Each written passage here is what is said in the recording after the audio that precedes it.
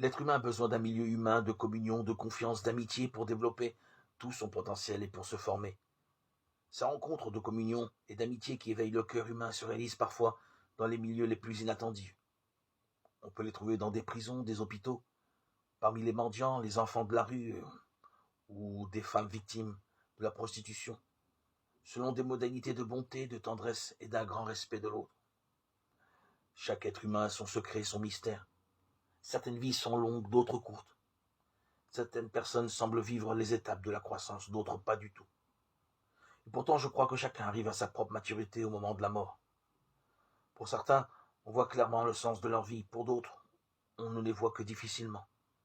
Personnellement, je crois dans l'importance de chaque personne, quelles que soient ses limites, sa pauvreté ou ses dons.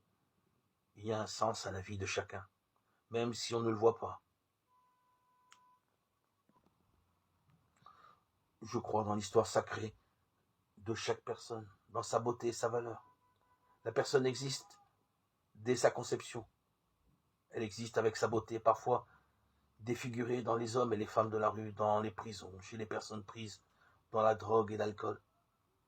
Elle existe même chez ceux qui tuent avec brutalité, qui utilisent la torture, abusent les enfants.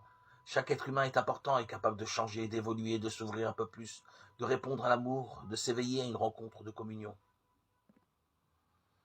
Je voudrais transmettre cette foi dans la personne humaine et dans ses capacités d'évoluer, car sans elle, nos sociétés risquent de devenir purement compétitives et paternalistes à l'égard des faibles, les enfermant dans l'assistanat au lieu de les aider à se mettre debout pour s'ouvrir à d'autres.